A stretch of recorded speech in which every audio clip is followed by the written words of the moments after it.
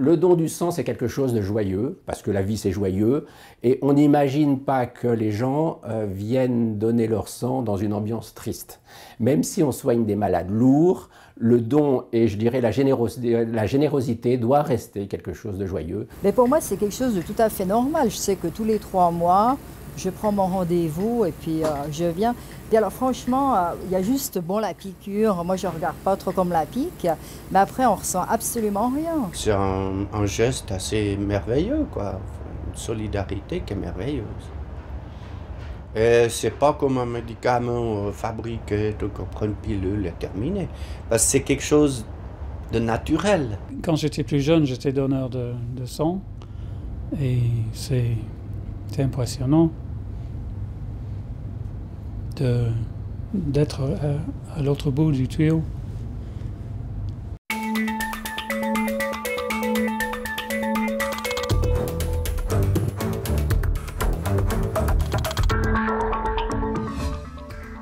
Le sang, un produit rare et précieux. Il est une source de vie indispensable pour soigner les patients lors d'un acte chirurgical ou dans la prise en charge de leur maladie. Le sang est un fluide vital, complexe qu'il faut savoir décoder et analyser pour l'utiliser de manière sécurisée et adaptée dans tout processus de soins. Focus dans ce magazine Pulsation TV sur les produits sanguins, source de vie et de guérison, notamment dans le traitement des cancers. Comparé à prendre un médicament,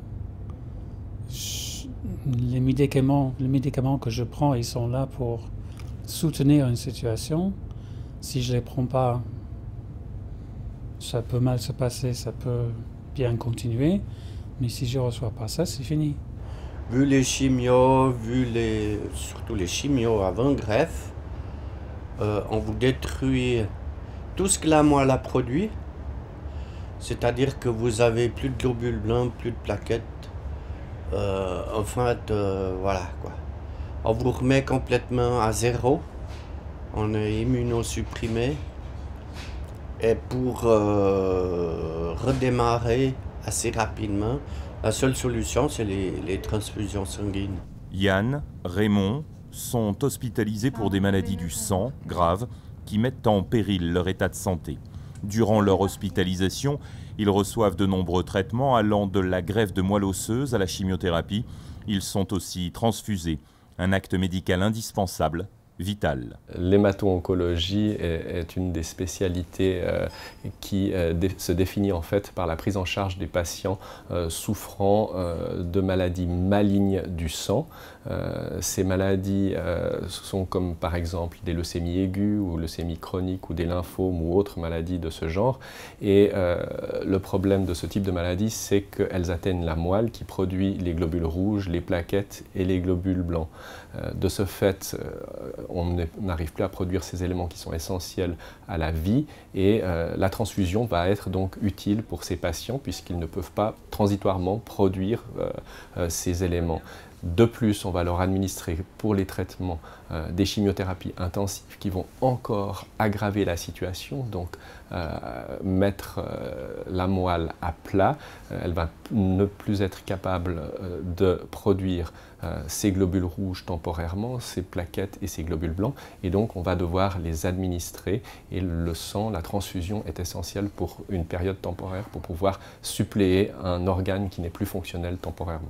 Plaquettes, globules rouges, mais aussi plasma, ce sont les 3 produits sanguins labiles collectés et préparés ici dans le centre de transfusion sanguine des hôpitaux universitaires de Genève. 3 produits issus du sang total et utilisés dans des situations bien spécifiques.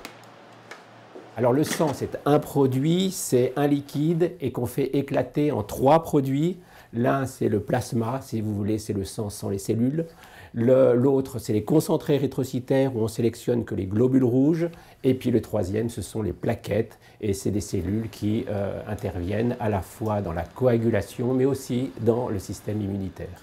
Alors chacun évidemment a un rôle bien défini dans une démarche thérapeutique, mais il faut savoir que ces rôles évoluent avec le temps, évoluent avec les connaissances médicales. Et par exemple, les indications de plaquettes ont beaucoup évolué ces dernières années. C'est la même chose pour le plasma. Les indications de plasma évoluent. Et donc, c'est un produit qui s'adapte et, je dirais, au gré des évolutions médicales et chirurgicales. Les hôpitaux universitaires de Genève assurent la collecte et la distribution du sang pour l'ensemble du canton de Genève, pour les établissements de soins publics et privés. Donc, comme la plupart des pays européens, la Suisse a établi un système de monopole. Donc, dans chaque canton, il y a un opérateur unique habilité à recueillir le don du sang et à transformer ce don en un principe thérapeutique. Fondamentalement, le don du sang repose sur la solidarité et une fois qu'il est prélevé, c'est aussi une solidarité intercantonale, c'est-à-dire que les cantons s'aident mutuellement. Et nous sommes actuellement aidés par d'autres cantons parce que le canton de Genève n'est pas autosuffisant. Et c'est la raison pour laquelle aussi au Hugues, on a été particulièrement vigilant pour mettre en place un circuit du sang le plus optimal possible pour que cette solidarité ne soit pas dévoyée, en tout cas soit utilisée le mieux possible. Une démarche qualité est assurée pour garantir la séparation optimale de chacun des 3 produits sanguins. Ils sont également contrôlés au HUG, mais aussi à Berne, pour valider l'absence d'éléments infectieux. Il s'agit donc de maîtriser chaque étape du processus. Et la maîtrise doit être une maîtrise complète des équipements, des non-conformités, des documents, une maîtrise des développements, des modifications, maîtrise de la température du produit et la maîtrise de la traçabilité du produit.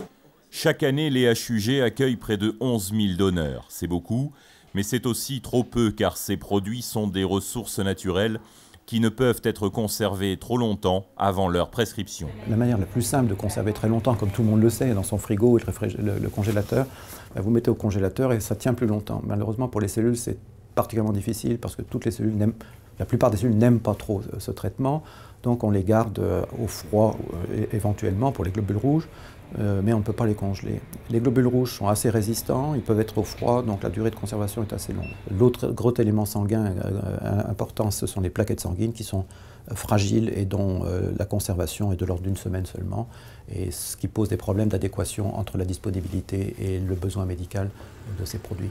Les plaquettes, notamment indispensables en hémato-oncologie et dont la durée de conservation est la plus courte, sont donc collectées depuis le sang total, mais peuvent aussi être prélevées directement. Une machine sépare alors le sang du donneur pour n'en conserver que les plaquettes, un don spécifique, recherché et plus contraignant. Moi avant j'allais donner mon sang comme ça parce que en fait je savais pas trop, juste pour moi c'était pour les autres, moi qui n'étais jamais malade. Et puis on passait un moment convivial et puis voilà, c'était ça. Puis tout d'un coup je suis tombé malade. Et j'ai dit, tiens, voilà, c'est vrai que sans ça, je serais mort, quoi. C'est simple. Aussi simple que ça. Et après, quand on sait que quand on va donner des plaquettes, ça prend un certain temps, ça prend 2 heures. Il faut quand même des gens qui acceptent et puis qui le fassent. Et je trouve que c'est un geste assez merveilleux, quoi. Une solidarité qui est merveilleuse. Un beau jour, je venais donner mon sang et puis on m'a demandé si je voulais donner des plaquettes. Puis je me suis dit, il n'y a aucun problème. J'avais du temps à disposer, à donner, parce que ça dure un peu plus longtemps que les dons de sang. Puis pour moi, c'est quelque chose de tout à fait naturel. Et puis dans la mesure où j'avais pas mal de personnes que je connaissais qui avaient des cancers et qui subissaient des chimios, pour moi, c'était toujours ça un peu la démarche. Ça m'a vraiment incité à continuer et puis à donner le plus longtemps possible. La transfusion sanguine est un acte médical dont les origines remonteraient à l'Antiquité et dont l'utilisation plus courante date de la Première Guerre mondiale. À cette époque, c'est la découverte des groupes sanguins qui va permettre de sécuriser une pratique encore balbutiante. Les cellules du sang comportent des molécules à leur surface et ces molécules peuvent avoir des structures sensiblement différentes d'un individu à l'autre, ce qu'on appelle les groupes sanguins. Et donc tout le monde n'a pas le même groupe sanguin. Je pense que beaucoup de gens connaissent leur carte de groupe sanguin. Et la carte de groupe sanguin, c'est d'abord 3 lettres, grand A, grand B et grand O. Et il y a des gens qui sont A, des gens qui sont B, des gens qui sont AB, des gens qui sont O. Donc il y a des différences effectivement à ce niveau-là. Et c'est vrai pour toutes les cellules du sang. Mais les principales différences qui sont connues du public et qui sont utilisées en médecine sont d'abord les différences au niveau des globules rouges. L'individu qui porte le groupe O n'a donc pas de A ni de B sur ces globules rouges et expose donc pas un patient à un risque de réaction transfusionnelle contre le groupe ABO. Ainsi, il peut donner en fait à n'importe quel patient son sang. Par contre, le donneur O ne doit certainement pas recevoir n'importe quel sang parce qu'il est des anticorps anti-A et anti-B, donc il n'est pas apte à recevoir sans danger du sang A ou du sang B ou même du sang AB. Nous sommes au LIHT, le laboratoire d'immunohématologie transfusionnelle. C'est ici, au cœur des HUG, que l'on détermine avec précision quel produit sanguin peut être administré en toute sécurité à un patient pour éviter tout choc transfusionnel qui pourrait aboutir, dans certains cas, au décès de la personne transfusée. Un travail complexe qui se focalise sur les antigènes et les anticorps, ces protéines et ces cellules de notre organisme qui sont à l'origine des mécanismes de réponse immunitaire. On a à peu près plus de 300 antigènes différents répartis dans 33 systèmes sanguins. Et il y en a qui sont très rares et il y en a qui sont extrêmement fréquents. Et en fait, ceux qui nous intéressent le plus, c'est ceux qui sont en fait d'une prévalence entre 10% et 99%, évidemment, parce que c'est ceux qui peuvent nous poser des problèmes en transfusion. On ne se tracasse pas trop avec un antigène ultra rare qui pourra apparaître une fois sur une poche de sang.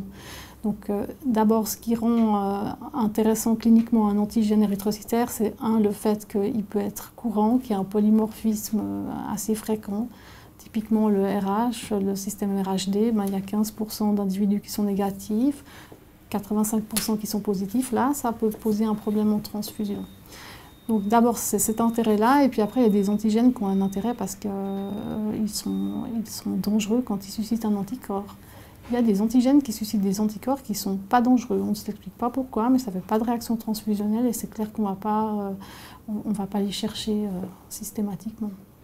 Le sang contrôlé peut désormais être livré dans les unités. Des commandes interviennent chaque jour pour des urgences comme des accidents de la route ou dans le cadre d'interventions chirurgicales lourdes pouvant nécessiter l'utilisation de globules rouges. Nous sommes à la maternité des HUG, un lieu lui aussi sensible où les transfusions ont lieu régulièrement. J'ai un saignement de vie. Effectivement, tu as combien dans les aspirations? Il y a 300, on va mettre une marque sur les aspirations pour toi, maintenant on va aspirer le sang. Ah oui, mais tu avais encore un bocal, hein, on m'a dit qu'il était parti. Hein. Oui, il a déjà saigné 800 et puis là... Donc il y a d'abord un contrôle visuel qui se fait. L'aspiration de sang peut se remplir assez rapidement. Le chirurgien généralement prévient l'anesthésiste également lorsqu'une hémorragie s'installe. Et je dirais que c'est ce qu'on peut qualifier de contrôle visuel. Et puis suit ensuite un contrôle de laboratoire que nous pouvons réaliser ici directement au bloc opératoire, donc via un prélèvement de sang. Et là, ceci nous donne le taux d'hémoglobine du sang du patient et peut nous permettre de prendre une décision de transfusion si nécessaire, particulièrement si cette anémie, manque de globules rouges, est mal tolérée. C'est une ressource absolument vitale. Je dirais malgré tous les progrès de la médecine, nous avons encore toujours besoin de sang et rien ne remplace, aucune technique, aucune autre molécule n'a jusqu'à présent été découverte qui permette de remplacer ce sang qui est finalement donné par des volontaires et qui nous permet encore de nos jours de sauver des vies. La dernière minute de ce magazine Pulsation avec le nouveau magazine des Hugues Pulsation, nouveau look et nouvelle maquette disponible dans tous les lieux de soins des Hugues. Les Hugues, ce sont aussi un site internet et des pages pour Facebook et Twitter et une chaîne dédiée sur YouTube et Dailymotion.